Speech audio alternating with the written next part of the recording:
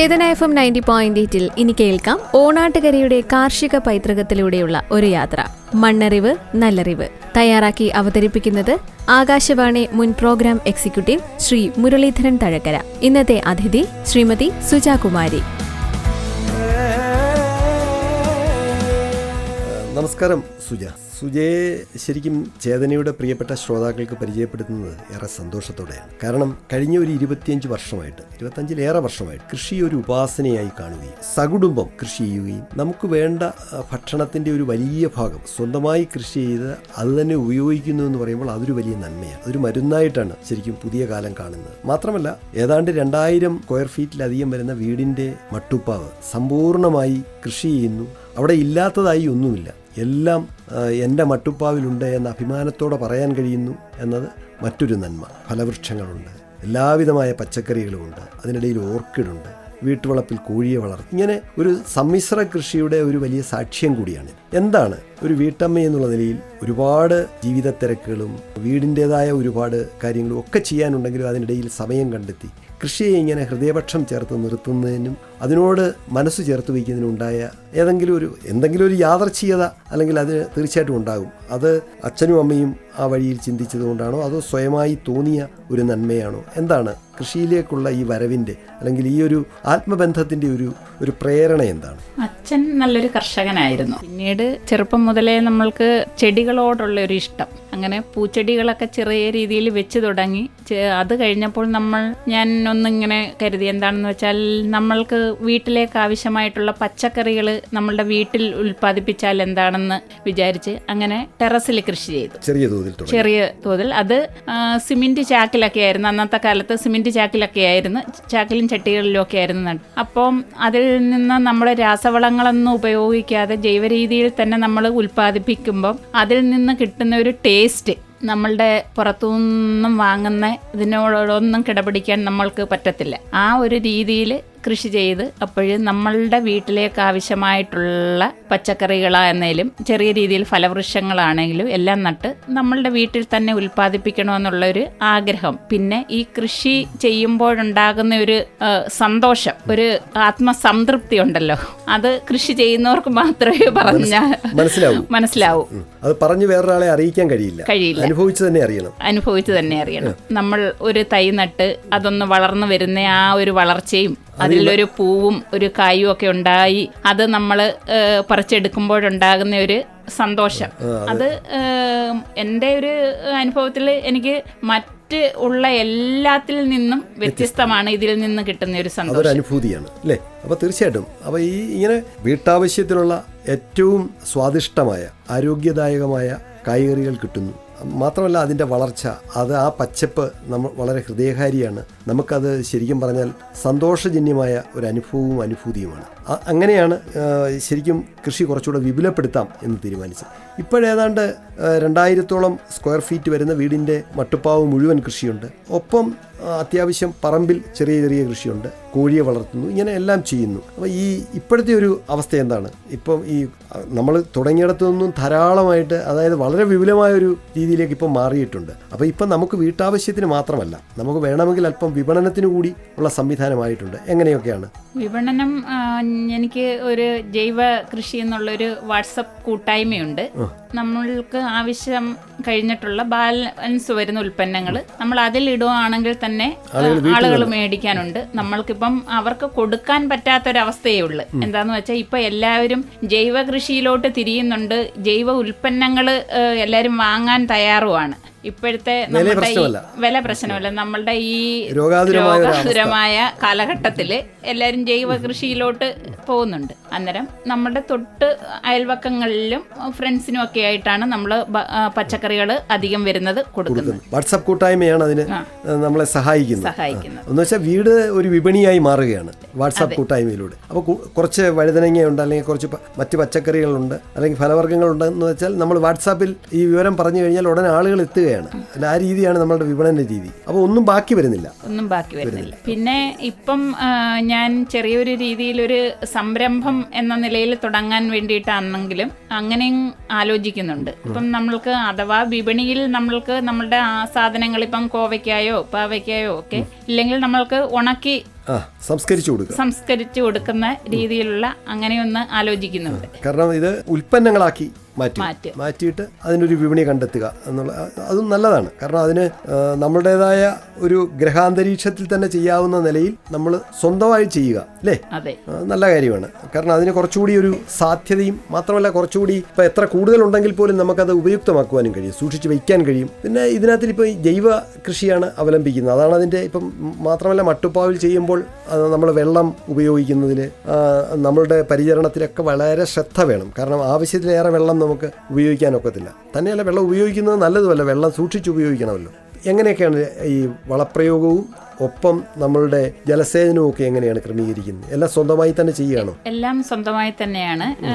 കുറച്ച് വിക്ക് ഇറിഗേഷൻ ഉണ്ട്. ബാലൻസ് എല്ലാം ചെയ്യുന്നത് നമ്മൾ സ്വന്തമായിട്ട് തന്നെയാണ്.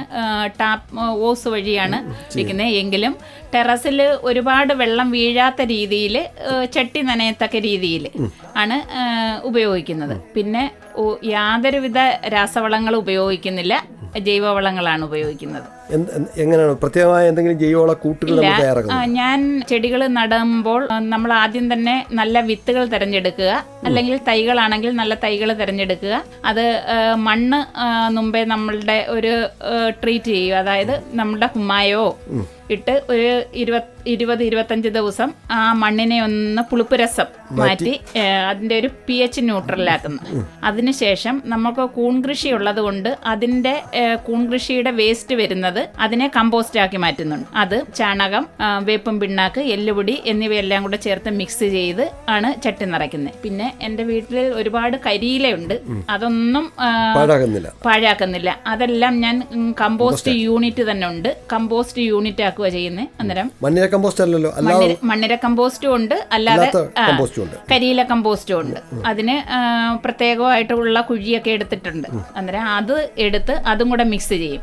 അപ്പോഴ് നമ്മൾക്ക് ഒരുപാട് വെയിറ്റ് ഉണ്ടാവത്തില്ല നമ്മളുടെ ചട്ടി നിറയ്ക്കുമ്പോൾ.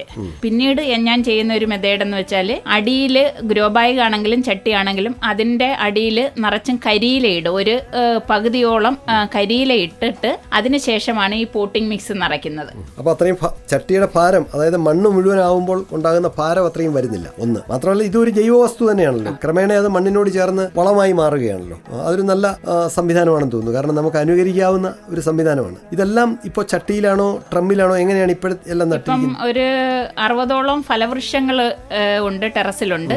അത് ഡ്രമ്മിലാണ് നട്ടേക്കുന്നത്. എന്തൊക്കെയാണ് പ്രധാനമായിട്ടുള്ളത്? 7 ഇനം മാവുകളുണ്ട്, പ്ലാവ് നട്ടിട്ടുണ്ട്, അതുപോലെ റംബുട്ടാനുണ്ട്, ഡ്രാഗൺ ഫ്രൂട്ട് ഉണ്ട്.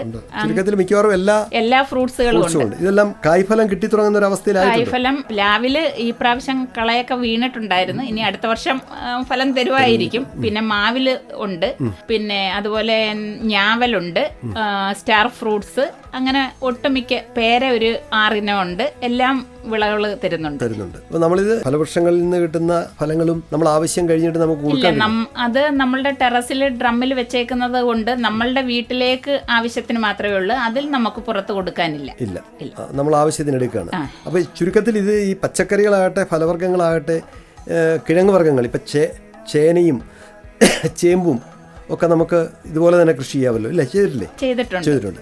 അപ്പോൾ ചുരുക്കത്തിൽ നമുക്ക് വീട്ടിലേക്ക് ആവശ്യമായതെല്ലാം നമുക്ക് എനിക്ക് തോന്നുന്നു അരി ഒഴിച്ച് ബാക്കിയൊക്കെ നമുക്ക് ടെറസിൽ നിന്ന് കിട്ടുന്നുണ്ടോ? ഏകദേശം കിട്ടുന്നുണ്ട് സാർ. പിന്നെ നമുക്ക് പുറത്തുനിന്ന് വാങ്ങേണ്ടുന്നതെന്ന് വെച്ചാൽ ഉള്ളി, ഉരുളക്കിഴങ്ങ്, അതുമാത്രമാണ് മെയിനായിട്ട് നമ്മൾ മേടിക്കുന്നത്. നമ്മളുടെ വീട്ടിലേക്ക് ആവശ്യമായിട്ടുള്ള ഒരു 90% പച്ചക്കറികളും നമ്മളുടെ വീട്ടിൽ തന്നെയാണ് ഉൽപ്പാദിപ്പിക്കുന്നത്. അപ്പോൾ ഇത് കാണുന്നത് ഇപ്പോൾ ശരിക്കും പറഞ്ഞാൽ ഈ നമ്മുടെ സുജയുടെ വീടിൻ്റെ ടെറസ് ഒരു ഹരിത സമൃദ്ധിയുടെ ഏറ്റവും വലിയൊരു സാക്ഷ്യമാണ്. അപ്പോൾ ഇത് കാണുന്നതിന് വേണ്ടി ഇതൊരു ഇപ്പം വഴിയോരത്താവുമ്പോൾ അല്ലെങ്കിൽ റോഡിൻ്റെ ഓരം ചേർന്നാവുമ്പോൾ ഇത് ഒരു ശ്രദ്ധാകേന്ദ്രമായി മാറും. പലരുടെയും ഇതെന്താണ് വീടിൻ്റെ മുകൾ വശം നിറയെ ഒരു ഹരിതാഭമായ ഒരു അന്തരീക്ഷമാണല്ലോ എന്നറിയാതെ ആളുകളുടെ മനസ്സിൽ തോന്നും. മാത്രമല്ല ഇത് കാണുന്നതിന് ഒരു കൗതുകമാണ്. ഇതിനിടയിൽ കുറച്ചു നേരം നിൽക്കുക, ഇതൊക്കെ ഒന്ന് കണ്ടുപോവുക എന്നൊക്കെ പറയുന്നത്. കൃഷി ചെയ്യാൻ മനസ്സില്ലാത്ത മലയാളിയുടെ രക്തത്തിൽ കൃഷിയുണ്ട്. അതുകൊണ്ട് ഇതൊക്കെ കാണുന്നത് ഒരു കൗതുകമാണ്. കൊള്ളാമല്ലോ എന്ന് പറഞ്ഞ് അധ്വാനിക്കാനുള്ള മനസ്സില്ലെങ്കിൽ ഇത് കാണാൻ താല്പര്യമുണ്ട്. അങ്ങനെ ആരെങ്കിലും ഒക്കെ കാണാൻ വരാറുണ്ടോ? അങ്ങനെ കാണാൻ വരാറുണ്ട് സാറേ. പിന്നെ അതുപോലെ നമ്മളുടെ ഇപ്പോഴത്തെ കുട്ടികളിൽ NSS ക്യാമ്പിന്റെ ഭാഗമായിട്ട് കുട്ടികളെ കൊണ്ടുവരാറുണ്ട്. ഇപ്പോൾ ഒരു 3 വർഷം കൊണ്ട്.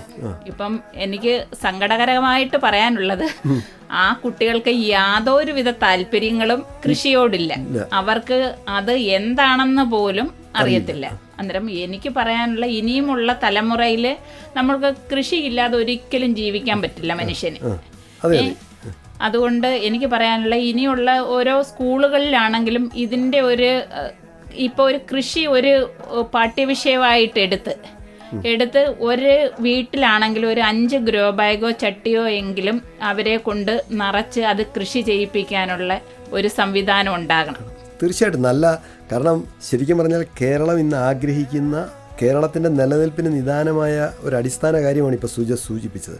ഇപ്പം നമ്മളുടെ കുട്ടികൾ എല്ലാ സ്കൂളുകളിലും കൃഷി തിരിച്ചു വരണം. കുട്ടികളൊന്നും മണ്ണിലിറങ്ങട്ടെ, അവരുടെ കയ്യിൽ ഒരല്പം മണ്ണ് പുരളട്ടെ, അവരൊരു ചെടിയിൽ തൊടട്ടെ. ഒരു ചെടി നടുന്നത് ഒരു അനുഭവമായി അവരുടെ ജീവിതത്തിൽ മാറട്ടെ. നേരത്തെ പറഞ്ഞില്ലേ, നമ്മൾ സ്വന്തമായി നട്ട ഒരു പച്ചക്കറി, അത് ചേമ്പാകട്ടെ, ചേനയാകട്ടെ, അല്ലെങ്കിൽ കിഴങ്ങ് വർഗ്ഗങ്ങൾ എന്തും ആകട്ടെ, അത് മണ്ണിൽ വളർന്നു വരുന്നതും അത് ഈരില വിരിയുന്നതും അതിലാദ്യമായി പൂവുണ്ടാകുന്നതും കായുണ്ടാകുന്നതും ആ കായ് നമ്മൾ തന്നെ പറിച്ചെടുക്കുകയൊക്കെ ചെയ്യുമ്പോൾ കിട്ടുന്ന ഒരു ആത്മാനുഭൂതിയുണ്ട്. അത് നമുക്ക് പങ്കുവയ്ക്കാൻ കഴിയില്ല. അത് നമ്മുടെ കുട്ടികളെ സംബന്ധിച്ചിടത്തോളം ക്ലാസ് മുറിയിൽ കിട്ടുന്ന ഒരു പഠനത്തേക്കാൾ വലിയ ഒരു പ്രകൃതി പഠനമാണ്. ശരിക്കും മാത്രമല്ല, മണ്ണിനെ അറിയുമ്പോഴാണ് അവർ നാടിനെ അറിയുന്നത്, അമ്മയെ അറിയുന്നത്, സമൂഹത്തെ അറിയുന്നത്. അപ്പോൾ അങ്ങനെ ഒരു പാഠ്യപദ്ധതി ശരിക്കും കേരളത്തിൽ വളരെ അത്യന്താപേക്ഷിതമല്ലേ? എന്താണ് ഈ അവിടെ വന്ന് NSSൻ്റെ ക്യാമ്പിൽ പങ്കെടുക്കുന്ന കുട്ടികൾ വരുമ്പോഴുണ്ടാകുന്ന അനുഭവത്തിൽ നിന്ന് സുജയ്ക്ക് എനിക്ക് തോന്നുന്നു കുറച്ചുകൂടി അനുഭവവേദ്യതയുണ്ടെന്ന് തോന്നുന്നു. തീർച്ചയായിട്ടും സാർ. എന്താണെന്ന് വെച്ചാൽ ഒരു 50ഓളം കുട്ടികളാണ് വരുന്നത് എല്ലാ വർഷവും വരുന്നത്. അവർക്ക് ഞാൻ വളരെ കാര്യമായിട്ട് മണ്ണുമൊക്കെ നിറച്ച് തൈകളും ഒക്കെ വെച്ച്, എന്താണെന്ന് വെച്ചാൽ അതിൽ വരുന്ന ഒരു 5 കുട്ടികളെങ്കിലും അല്ലെങ്കിൽ ആൻറ്റി അല്ലെങ്കിൽ ചേച്ചി ഇത് എങ്ങനെയാണ് നടുന്നതെന്ന് ഞങ്ങൾക്ക് താല്പര്യമുണ്ട്, എങ്ങനെയാണ് ഒന്ന് കാണിച്ചു തരുമോ എന്ന് ചോദിക്കാൻ. പക്ഷെ ഒരാളും ചോദിക്കത്തില്ല. അവര് ടീച്ചർമാരുമായിട്ട് വരും. അവർക്ക് വേറെ നമ്മളുടെ കൃഷി ഒന്ന് ഓടിച്ച് കണ്ടുപോകും. അവർക്ക് എന്താണെന്ന് പോലും അറിയണ്ട. പിന്നെ എനിക്ക് വളരെ സങ്കടകരമായിട്ടൊരു തോന്നിയ ഒരു അനുഭവം എന്ന് വെച്ചാൽ, കഴിഞ്ഞ തവണ ഒരു കുട്ടി വന്നപ്പോൾ എന്നോട് ചോദിച്ചു, അവിടെ ഒരു വള്ളിപ്പടർപ്പ് ഉണ്ടായിരുന്നു, അതിൽ നിന്ന് വെച്ച് ഇതിൽ നിന്നാണോ വഴുതന പിടിക്കുന്നതെന്ന്. അത്രത്തോളം നമ്മളുടെ കേരളത്തിലെ കുട്ടികൾ മാറിപ്പോയി. അതൊരു ശരിക്കും അത് സത്യമാണ്. അതിപ്പോൾ നമ്മൾ അവരെ കുറ്റം പറഞ്ഞിട്ട് കാര്യമില്ല. അത് മുതിർന്നവരായ നമ്മുടെ കുറ്റമാണ്. കാരണം അവരെ ഈ കുട്ടികൾ മണ്ണിൽ ചവിട്ടിയാൽ എന്താ പറയുന്നത്, കീടാണു ഉണ്ടാവും, രോഗം ഉണ്ടാകുമെന്ന് നമ്മൾ ചെറുപ്പത്തിൽ തന്നെ, കുഞ്ഞായിരിക്കുമ്പോൾ തന്നെ കുഞ്ഞിനെ അങ്ങനെയാണ് പഠിപ്പിക്കുന്നത്. മാത്രമല്ല അവനെ കാലിൽ സോക്സ് ഇട്ടാണ് വീടിനകത്ത് പോലും നമ്മൾ നടത്തുന്നത്. അതിൻ്റെ അപാകത, അതിൻ്റെ ഒരു വലിയ ദുരന്തപൂർണമായ ഒരു അവസ്ഥ ഇന്ന് കേരളത്തിലുണ്ട്. കുട്ടികൾ അല്പം വെയിൽ കൊള്ളണം. കാരണം ഒരു വെയിലോ മഴയോ, ഒരു ചാറ്റൽ മഴ കൊണ്ടാൽ ഉടൻ കുട്ടിക്ക് പനിയായി, കുട്ടിക്ക് ജലദോഷമായി, ഉടനെ അത് എന്താ പറയുന്നത് വിമിഷ്ടമായി, ഡോക്ടറെ കാണുന്നു, ആൻറ്റിബയോട്ടിക്സിലേക്ക് പോകുന്നു. പ്രകൃതിയുടെ പ്രതിഭാസങ്ങളുമായി ചേർന്ന് നിൽക്കാൻ കഴിയാത്തതാണ് ഇതിൻ്റെ കാരണം. അതിന് പ്രധാനപ്പെട്ട കാരണം മണ്ണിലിറങ്ങാത്തതാണ്. അപ്പോൾ കുട്ടികളൊന്നും മണ്ണിലിറങ്ങണോ, ഒരല്പം വെയിൽ കൊള്ളണോ എന്നുള്ളത് ഒരു ശീലമായി മാറണം. അപ്പോൾ അത് സുജ പറഞ്ഞത് വളരെ 100% ശരിയായ ഒരു കാര്യമാണ്, ഒരു നിരീക്ഷണമാണ്. പിന്നെ ഈ കൃഷിഭവൻ്റെ ഭാഗത്തു നിന്നും പഞ്ചായത്തിൻ്റെ ഭാഗത്തു നിന്നുമൊക്കെ ഈ കൃഷിയുടെ പ്രോത്സാഹനത്തിന് ധാരാളമായ സഹായങ്ങളും നിർദ്ദേശങ്ങളും ഉപദേശങ്ങളും ഒക്കെ ഉണ്ടാകാറുണ്ടല്ലോ. എന്തെങ്കിലും ഒത്താശകൾ അങ്ങനെ ഉണ്ടാകാറുണ്ടോ? കൃഷിഭവൻ്റെ ഭാഗത്ത് നിന്ന് ഇപ്പം ഒരു ഏകദേശം ഒരു 4 വർഷം കൊണ്ട് എല്ലാ പ്രോത്സാഹനങ്ങളും കിട്ടുന്നുണ്ട്. എല്ലാ ക്ലാസ്സുകളാണെങ്കിലും അവർ വളരെ സഹകരണത്തോടെയാണ് പെരുമാറുന്നത്. ഇടയ്ക്ക് വന്ന് നമ്മളുടെ കൃഷി സ്ഥലം സന്ദർശിക്കുകയും അതിന് എന്തെങ്കിലും ഒരു അപാകതയുണ്ടെങ്കിൽ അത് ചൂണ്ടിക്കാട്ടി അതിനുള്ള നിർദ്ദേശങ്ങളും എല്ലാം തരാറുണ്ട്. വളരെ സപ്പോർട്ടീവായിട്ടാണ് കൃഷിഭവന്റെ വലിയ ഒത്താശയുണ്ട്. പഞ്ചായത്തിൽ നിന്ന് യാതൊരു ഒത്താശകളും അങ്ങനെ വന്നിട്ടില്ല. ശരിക്കും പറഞ്ഞാൽ പഞ്ചായത്തിൻ്റെയും കൂടി ഒത്താശ ഇതുപോലെ ഒറ്റപ്പെട്ട ഇപ്പം തെന്മലയിൽ അധികം ആരും ഒരു പക്ഷേ ഇങ്ങനെ കൃഷി ചെയ്യുന്നവരുണ്ടാവില്ല, പ്രത്യേകിച്ച് ടെറസിൽ. അപ്പോൾ ടെറസിൽ ഇതൊരു അപൂർവതയാണ്. അപ്പോൾ അതിനെയൊക്കെ കണ്ടറിഞ്ഞ് സഹായിക്കുക, അതിനുവേണ്ട ഒത്താശകൾ ചെയ്യുക. ഒരുപക്ഷെ നമ്മളുടെ ഈ സംഭാഷണം കേൾക്കുമ്പോൾ അവർക്കത് ഒരു തിരിച്ചറിവായി മാറട്ടെ എന്ന് ഞാൻ പ്രതീക്ഷിക്കുകയാണ്. അതുമല്ല സാറേ, പിന്നെ എനിക്ക് തോന്നുന്നു ഇപ്പം ടൗണുകളിലൊക്കെ ആണെങ്കിലും ഈ ജൈവ കൃഷിയും ഇതുമൊക്കെ പ്രോത്സാഹിപ്പിക്കുന്നത് തൊട്ട് ഞങ്ങളുടെ ഒരു മലയോര മേഖലയായതുകൊണ്ടായിരിക്കും ഇതിനത്ര പ്രാധാന്യം കൊടുക്കാത്തതെന്ന് തോന്നുന്നു. നമ്മൾ അങ്ങനെ തന്നെ സ്വയം സമാധാനിക്കുകയാണ്. ഇനി വേറൊന്ന്, ഇപ്പം മലയോര മേഖല എന്ന് പറയുമ്പോൾ ഇപ്പം നമ്മുടെ പ്രദേശത്ത് പോലും ഇപ്പം ഈ കായംകുളം അല്ലെങ്കിൽ താമരക്കുളം, ചത്തിയറ ഇങ്ങനെയുള്ള നമ്മുടെ ഈ പ്രദേശങ്ങളിലൊക്കെ പോലും ഓണാട്ടുകരയുടെ പല പ്രദേശങ്ങളിൽ പോലും കാട്ടുപന്നിയുടെ ശല്യം കാരണം കൃഷി അന്യമാവുകയാണ്. ഇപ്പം വാഴ കൃഷി ചെയ്യാൻ കഴിയാത്തവർ, കിഴങ്ങ് വർഗ്ഗങ്ങൾ കൃഷി ചെയ്യാൻ കഴിയാത്തവർ, ഭൂമി തരിച്ചിടുന്ന ഒരവസ്ഥയിലേക്ക് നമ്മുടെ നാട് പോലും മാറുന്നു. കാരണം അതുപോലെയാണ് കാട്ടുപന്നികൾ കൂട്ടത്തോടെ ഇറങ്ങുന്നത്. ഒരു മലയോര മേഖല ആണ് തെന്മല. അവിടെ ഇങ്ങനെ നമ്മുടെ കൃഷിക്ക് ഏതെങ്കിലും തരത്തിലുള്ള ഈ വന്യജീവികളുടെ ഉപദ്രവവും ബുദ്ധിമുട്ടും ഉണ്ടോ? ഒരു 2.5 ഏക്കറോളം വയൽ ഉണ്ട് സാർ. പക്ഷെ അതിൽ യാതൊന്നും നമുക്ക് കൃഷി ചെയ്യാൻ പറ്റത്തില്ല. കാട്ടുപന്നിയുടെയും കുരങ്ങിന്റെയൊക്കെ ശല്യം കാരണം ഒരു കൃഷിയും ചെയ്യാതെ തരിച്ചിട്ടിരിക്കുകയാണ്. അവിടെയുണ്ട്. നമ്മുടെ ഈ ടെറസിലെ കൃഷിക്ക് അങ്ങനെ എന്തെങ്കിലും? ടെറസിലെ കൃഷിക്ക് വലിയ കുഴപ്പമില്ല. കുരങ്ങ് ഇടയ്ക്ക് വരാറുണ്ട്, മയിലും ഉണ്ട്. പക്ഷെ എന്നാലും അത്ര വലിയ എഫക്റ്റീവ് അല്ല. അതിനെ അതിജീവിച്ചാണ് ചെയ്യുന്നത്. ഈ കോഴി ഈ ടെറസിലാണോ അതോ താഴെയാണോ വളർത്തിയിരിക്കുന്നത്? അല്ല, കോഴി എനിക്ക് കൂൺ കൃഷിയുണ്ട്. അപ്പോഴ് കമ്പോസ്റ്റ് യൂണിറ്റും ഉണ്ട്. അതിനോട് സമീപത്തായിട്ടാണ് കോഴി നെറ്റ് കൊണ്ട് കൂടടിച്ചിട്ട് അതിനകത്താണ് വളർത്തുന്നത്. നമുക്ക് വീട്ടാവശ്യത്തിനുള്ള മുട്ട വീട്ടാവശ്യത്തിനുള്ളത് കിട്ടും. അതേ ഉദ്ദേശിക്കുന്നു, വിപണനമല്ല. അതുപോലെ ഈ കൂൺ കൃഷി ഇപ്പം ഏതിലാണ് ചെയ്യുന്നത്? നമ്മൾ കൂൺ വിത്ത് എവിടെ നിന്ന് വാങ്ങും? നമ്മൾക്ക് ഇപ്പം നമ്മളുടെ സർക്കാർ പ്രഖ്യാപിച്ച ഒരു കൂൺ ഗ്രാമം പദ്ധതി എന്ന് പറഞ്ഞുകൊണ്ടുള്ള ഒരു പ്രോജക്റ്റിലായിരുന്നു എനിക്ക് കൂൺ കൃഷി ചെയ്യാനുള്ള. അതിനു മുമ്പ് ഞാൻ ചെറിയ രീതിയിൽ വീട്ടിലേക്ക് വേണ്ടിയിട്ട് ചെയ്യുന്നുണ്ടായിരുന്നു. അങ്ങനെ അതിൻ്റെ ക്ലാസ്സൊക്കെ അറ്റൻഡ് ചെയ്തിട്ടാണ് ഇത് ചെയ്യാൻ തുടങ്ങിയത്. അത് ആദ്യമേ വെള്ളായണി കാർഷിക കോളേജിൽ നിന്നായിരുന്നു വിത്തുകൾ മേടിച്ചിരുന്നത്. അത് അത്ര നല്ലതായിട്ട് എനിക്ക് കിട്ടിയില്ല. പിന്നെ കൊട്ടാരക്കര സദാനന്ദപുരത്തു നിന്ന് മേടിച്ച്, പിന്നെ അല്ലാതെ നമ്മളുടെ ചെറിയ അല്ലാതെ കൂൺ വിത്തുകൾ ഉൽപ്പാദിപ്പിക്കുന്നവരുടെ കയ്യിൽ നിന്നുണ്ട്. അന്നേരം സ്ഥിരമായിട്ട് ഒരാളുടെ കയ്യിൽ നിന്ന് വാങ്ങാറില്ല. അതിന്റെ മേന്മ നോക്കി ഓരോ പ്രാവശ്യം മാറി വാങ്ങുന്നു. ഈ കൂൺ കൂടുതലായിട്ട് ഉൽപ്പാദിപ്പിക്കാറുണ്ടോ? കൂടുതലായിട്ട് ഏകദേശം ചില ദിവസങ്ങളിൽ ഒരു 8 കിലോ 10 കിലോ വരെയും കിട്ടാറുണ്ട്. പക്ഷെ അതിന്റെ ഒരു വിപണനം നമുക്ക് വളരെ ബുദ്ധിമുട്ടാണ്. അതാണ് ഞാൻ ചോദിച്ചത്. ഈ 10 കിലോ ചിപ്പിക്കൂണല്ലേ? അതെ, ചിപ്പിക്കൂൺ 10 കിലോ കിട്ടുമ്പോൾ ആ 10 കിലോയും നമുക്ക് ഉപയോഗിക്കുക എന്ന് പറയുന്നത് ബുദ്ധിമുട്ടുള്ള കാര്യമാണ്. അല്ലെങ്കിൽ അത് മറ്റേതെങ്കിലും ഉൽപ്പന്നങ്ങളാക്കി മാറ്റാൻ കഴിയണം. അതും പൊടുന്നനെ കഴിയുന്ന കാര്യമല്ല. അതിന് ഒരുപാട് കാലാവസ്ഥ അനുഗുണമാകണം, അങ്ങനെ അതിന് അല്ലെങ്കിൽ ഡ്രയർ വേണം, അങ്ങനെ ഒരുപാട് കാര്യങ്ങളുണ്ട്. ഇവിടെ ഈ വിപണി ഒരു പ്രശ്നമല്ലേ കൂണിനെ സംബന്ധിച്ച്? വിപണി ഒരു പ്രശ്നമാണ്. എല്ലാവരും നമ്മളുടെ ചുറ്റുവട്ടത്താണെങ്കിലും ആഴ്ചയിൽ ഒരു ദിവസമേ ആളുകൾ കൂൺ മേടിക്കത്തുള്ളൂ. അതുപോലെ കടകളിലാണെങ്കിലും അങ്ങനെ തന്നെയാണ്. ഇപ്പം ഇന്ന് നമ്മൾ ഒരു 2 കിലോ കൊടുത്താൽ അവർക്ക് ചിലപ്പോൾ 3 ദിവസത്തേന് വേണ്ടായിരിക്കും. അപ്പോൾ അതൊരു പ്രശ്നമാണ് നമുക്ക്. അപ്പോൾ നിരന്തരമായിട്ട് നമുക്ക് കൂടുതൽ ഉൽപ്പാദിപ്പിച്ച് വിപണി കണ്ടെത്തുക ബുദ്ധിമുട്ടാണ്. ശരിക്കും പറഞ്ഞാൽ കൂൺ ഒരേ സമയം ആഹാരവും ഔഷധവുമാണ്. ഒരു ഔഷധ സമ്പൂർണമായ ഒരു ഭക്ഷ്യവസ്തുവാണ് കൂണ്. കേരളം അത് നമ്മുടെ ആളുകൾ അത് തിരിച്ചറിയാതെ പോവുകയാണ്. അത് നമ്മളുടെ കേരളത്തിൽ അതിനെക്കുറിച്ച് ആളുകൾക്കൊരു ബോധം ഉണ്ടായിട്ടില്ല ഇതുവരെ.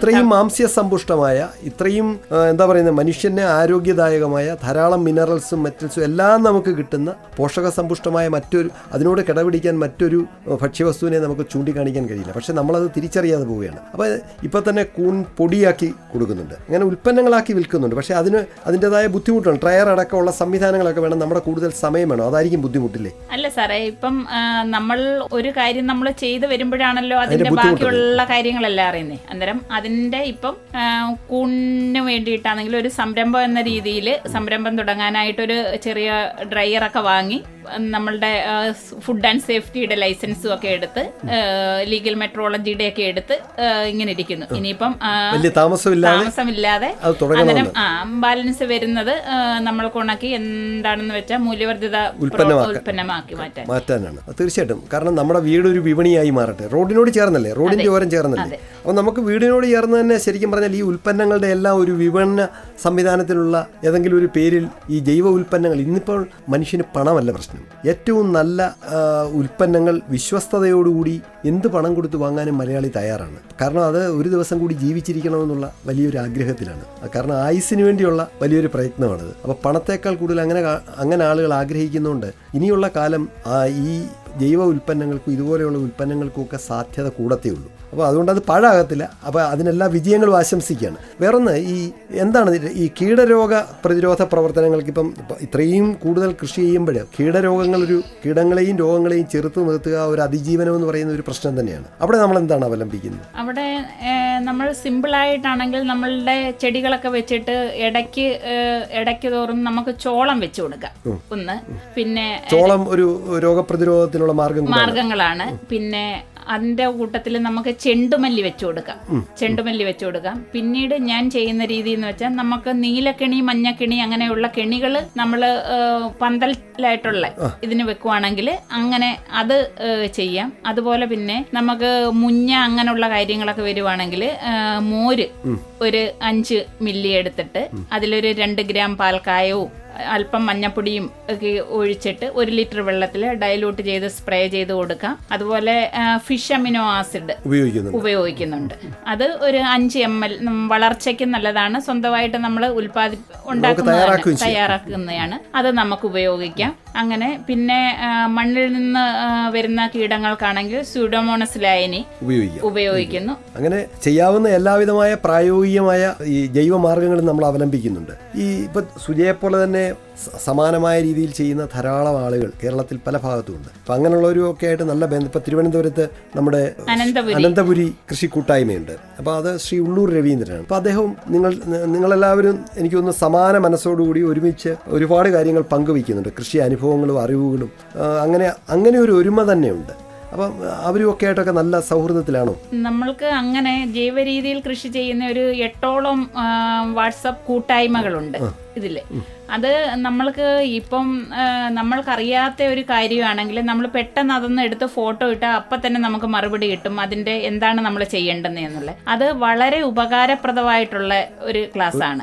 അതുപോലെ തന്നെ രവീന്ദ്രൻ സാറിനെ ആണെങ്കിൽ നമ്മൾ എന്ത് സംശയം, കിഴങ്ങ് വർഗ്ഗങ്ങളാണല്ലോ അദ്ദേഹം കൂടുതൽ ചെയ്യുന്നത്, എന്ത് കാര്യങ്ങൾ വിളിച്ച് ചോദിച്ചാലും അദ്ദേഹം അതിന് അപ്പോഴും തന്നെ നമുക്ക് മറുപടി കിട്ടാറുണ്ട്. പിന്നെ തൃശ്ശൂർ ആസ്ഥാനമായിട്ടുള്ള ഒരു കൂട്ടായ്മയുണ്ട് നമുക്ക്. അതിൽ എനിക്ക് തോന്നുന്നൊരു 500ഓളം മെമ്പേഴ്സ് ഉണ്ട്, കാർഷിക കൂട്ടായ്മയെന്നും പറഞ്ഞുകൊണ്ട്. പക്ഷെ അതിലാണെങ്കിലും അതിൻ്റെ അഡ്മിനായിട്ടുള്ള ഈ ലോകത്തിൽ ഏതെല്ലാം രീതിയിൽ കൃഷിയുടെ കാര്യങ്ങൾ നമുക്ക് പറഞ്ഞു തരാമോ അതെല്ലാം നമ്മൾക്ക് കൃഷിയാണെങ്കിലും കോഴിയാണെങ്കിലും പശുവാണെങ്കിലും എന്ത് കാര്യത്തെക്കുറിച്ചാണെങ്കിലും സംസാരിച്ചാലും നമുക്ക് വളരെ കയ്യെത്തും ദൂരത്ത് പ്രാപ്യമായ ഒരു സംവിധാനം ഉണ്ട്. അതുപോലെ തന്നെ നമ്മളുടെ കൃഷിയുടെ സംസാരങ്ങളാകുമ്പോൾ നമ്മൾക്ക് ഓരോ ദിവസവും നമ്മൾ ഓരോന്ന് നിജപ്പെടുത്തിയിട്ടുണ്ട്. ഇന്ന തിങ്കളാഴ്ച ദിവസമാണെങ്കിൽ ഇന്നതിനെ കുറിച്ച് മാത്രം, പച്ചക്കറി ഫലവൃക്ഷങ്ങൾ അങ്ങനെയുള്ളതിനെ കുറിച്ച് മാത്രം ഒരു ടൈം ടേബിൾ ഉണ്ട്.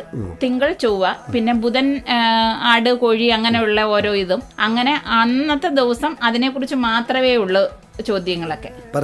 ഒരു പാരസ്പര്യമാണ്. പിന്നെ ഞായറാഴ്ച എന്ന് പറയുന്ന ഒരു ഹാപ്പി ഡേ ആയിട്ട് നമ്മൾ എന്ത് വേണമെങ്കിലും നമുക്ക് വീട്ടുകാര്യങ്ങളോ നമ്മളുടെ സന്തോഷകരമായിട്ടുള്ള ഏത് കാര്യങ്ങളും നമുക്ക് പങ്കിടാനായിട്ട് ഒരു ദിവസം വയ്ക്കും. അപ്പൊ ശരിക്കും ഈ സമൂഹ മാധ്യമത്തെ നമ്മൾ ശരിക്കും ഫലപ്രദമായി ഉപയോഗിക്കുന്നുണ്ടല്ലേ? നമ്മൾക്ക് വേണമെങ്കിൽ അതിനകത്ത് കുറേ നെഗറ്റീവും പോസിറ്റീവും ഉണ്ട്. നമ്മൾ പോസിറ്റീവ് മാത്രം എടുത്താൽ വളരെ ഉപകാരപ്രദമാണ്. നമ്മളെയൊക്കെ സംബന്ധിച്ച് ശരിക്കും പറഞ്ഞാൽ ഒരു പാഠശാല പോലെ അത് പ്രയോജനപ്പെടുന്നുണ്ട് അല്ലേ? അതെ. ഇനി വേറൊന്ന്, ഇപ്പം ഇത്രയും കാലമായിട്ട് കൃഷി ചെയ്യുന്നു, കൃഷിയിലെ അനുഭവങ്ങൾ, ഒരുപാട് പേരുമായിട്ടുള്ള ബന്ധങ്ങൾ, കൂട്ടായ്മകളുമായിട്ട് ചേർന്ന് നിൽക്കുന്നു. ഏതെങ്കിലും തരത്തിലുള്ള അംഗീകാരങ്ങൾ ഇപ്പം ഏതൊരു വ്യക്തിക്കും നമ്മൾ ചെയ്യുന്ന പ്രവൃത്തിയെ ഒരാൾ അംഗീകരിക്കുക, ഒരാൾ അത് നല്ലതാണെന്ന് പറയുക, അത് മികച്ചതാണെന്ന് പറയുക എന്നൊക്കെ പറയുന്നത് നമുക്കൊരു പോസിറ്റീവ് എനർജിയാണ്, നമുക്കൊരു പ്രചോദനമാണത്. അങ്ങനെ ഏതെങ്കിലും അവാർഡുകളോ അംഗീകാരങ്ങളോ ഒക്കെ കിട്ടിയിട്ടുണ്ടോ? 20ഓളം അംഗീകാരങ്ങൾ കിട്ടിയിട്ടുണ്ട് സാർ. അത് എന്താണെന്ന് വെച്ചാൽ നമ്മുടെ ഓരോ ഗ്രൂപ്പിനും ഇപ്പം ഓണം ആകുന്നില്ലേ, അപ്പോഴ് ഓണത്തിന് ഒരു മുറം പച്ചക്കറി അങ്ങനെയുള്ള ഓരോ മത്സരങ്ങൾ സംഘടിപ്പിക്കും. നമ്മൾക്ക് ഇഷ്ടമുള്ളവർക്ക് പേര് കൊടുക്കാം. അത് അവര് എല്ലാം നല്ലൊരു കൃത്യനിഷ്ഠയോടുകൂടിയാണ് ചെയ്യുന്നത്. അന്നേരം വിത്തിടയിൽ മുതൽ എല്ലാവരും ഒരുമിച്ച് ഇടുന്ന് അതിന്റെ കറക്റ്റായിട്ടുള്ള ഫോട്ടോസുകൾ അവർ പറയുന്ന സമയത്ത് ഇട്ട് കൊടുക്കുന്നു. അന്നേരം അതെല്ലാം നമ്മളിങ്ങനെ ചെയ്യുമ്പം അതിൽ നിന്ന് ഏറ്റവും നല്ല ഒരാളെ തെരഞ്ഞെടുക്കുന്നു. ജനകീയമാണ്. അത് അങ്ങനെ തെരഞ്ഞെടുക്കുന്ന ഇതിലുണ്ട്. പിന്നെ അതുപോലെ നമ്മുടെ ബാംഗ്ലൂർ ആസ്ഥാനമായിട്ട് പ്രവർത്തിക്കുന്ന സരോജിനി ദാമോദർ ഫൗണ്ടേഷന്റെ അതില് അക്ഷയശ്രീയുടെ ഒരു പ്രോത്സാഹന സമ്മാനം ക്യാഷ് അവാർഡും കിട്ടിയിരുന്നു. ജൈവകൃഷിക്കുള്ള അവാർഡാണ്. പിന്നീട് ഫെഡറൽ ബാങ്കിന്റെ ഒരു ക്യാഷ് അവാർഡ് ഉണ്ടായിരുന്നു, അത് കിട്ടിയിട്ടുണ്ട്. പഞ്ചായത്ത് തലത്തിൽ കൃഷിഭവന്റെ അവാർഡുകൾ, കൃഷിഭവന്റെ മികച്ച കർഷകയായിട്ട് കിട്ടിയിട്ടുണ്ട്. അപ്പോൾ ചുരുക്കത്തിൽ നമുക്ക് അവാർഡുകൾ ഇങ്ങനെ കിട്ടി വരികയാണ്. ഒരു ചെറിയ കാര്യം കൂടി, ഇനിയും കൂടുതൽ സംസ്ഥാന തലത്തിൽ തന്നെ ശ്രദ്ധേയമായ അവാർഡുകൾ കിട്ടട്ടെ എന്നാണ് ഞങ്ങളുടെ പ്രാർത്ഥന. അപ്പോൾ ഇപ്പം നമ്മളുടെ ഈ സംഭാഷണം കേൾക്കുമ്പോൾ ഒരാൾ, നമ്മളുടെ ഒരു ശ്രോതാവ് വിചാരിക്കുകയാണ്, എനിക്കിതൊന്ന് പോയി കണ്ടാൽ എന്താ, ഈ സുജകുമാരിയുടെ മട്ടുപ്പാവിലെ പച്ചക്കറി കൃഷി എനിക്കൊന്ന് കണ്ടു പഠിക്കണം എന്ന് വിചാരിച്ചാൽ എങ്ങനെയാണ് വരേണ്ടത്, എവിടെ എത്തണം? അവർക്കൊരു മാർഗം, വഴി പറഞ്ഞു കൊടുക്കുന്നത് എങ്ങനെയാണ്? പ്രോപ്പർ എന്ന് പറഞ്ഞാൽ തെന്മല വരെ പോകണ്ട, പുനലൂരിൽ നിന്ന് ഒരു 9 കിലോമീറ്റർ വീട് എത്തും. അങ്ങനെ അതാണ് വഴി. അപ്പം മിക്കവാറും സുജകുമാരിയുടെ കൃഷിയുമായി ബന്ധപ്പെട്ട ഒരുപാട് അറിവനുഭവങ്ങൾ നമ്മൾ പങ്കുവച്ചു. ഇത് കേൾക്കുന്ന അല്ലെങ്കിൽ ഞങ്ങളുടെ പ്രിയപ്പെട്ട ശ്രോതാക്കളെ സംബന്ധിച്ചിടത്തോളം ഇത് നവ്യമായ പ്രചോദനാത്മകമായ ഒരു അനുഭവമാണ്. കാരണം ഇത് നമ്മൾക്കുമാകാം. കാരണം സുജകുമാരിക്കാവുമെങ്കിൽ തീർച്ചയായിട്ടും ഏതൊരു വീട്ടമ്മയ്ക്കും സാധ്യമായ ഒരു കാര്യമാണ്. ഇവിടെ മനസ്സാണ് പ്രധാനം. കാരണം മനസ്സുണ്ടെങ്കിൽ മാർഗമുണ്ട്. അപ്പോൾ ഇത് നമ്മുടെ കൃഷിക്കാർക്കെല്ലാം, പ്രത്യേകിച്ച് വീട്ടമ്മമാർക്ക് ഒരു വലിയ പ്രചോദനമാകട്ടെ എല്ലാ വീട്ടിലും. കാരണം കറിവേപ്പില പോലും വില കൊടുത്ത് വാങ്ങുന്ന നമ്മുടെ വീടുകളുണ്ട്. അവിടെ നിന്നും എൻ്റെ വീട്ടുവളപ്പിൽ നിന്ന് എനിക്കാവശ്യമായ പച്ചക്കറികൾ അല്ലെങ്കിൽ എനിക്കാവശ്യമായ കിഴങ്ങ് വർഗ്ഗങ്ങൾ എന്നുള്ള വലിയ ഒരു ചിന്തയിലേക്ക് നമ്മളുടെ മനസ്സ് മാറ്റുന്നതിന് ഈ സംഭാഷണം, നമ്മളുടെ ഈ അഭിമുഖം പ്രചോദനവും പ്രേരണയുമാകട്ടെ എന്ന് ആഗ്രഹിക്കുന്നു. എല്ലാവിധമായ അഭിനന്ദനങ്ങളും. സംസ്ഥാനത്തെ ഏറ്റവും മികച്ച മട്ടുപ്പാവ് കൃഷിക്കുള്ള ഒരു അംഗീകാരം സുജകുമാരിക്ക് കിട്ടട്ടെ എന്ന് ഞങ്ങൾ പ്രാർത്ഥനാപൂർവ്വം പറയുന്നു. നമ്മളുടെ ചേതന റേഡിയോയുടെ എല്ലാവിധമായ അഭിനന്ദനങ്ങളും.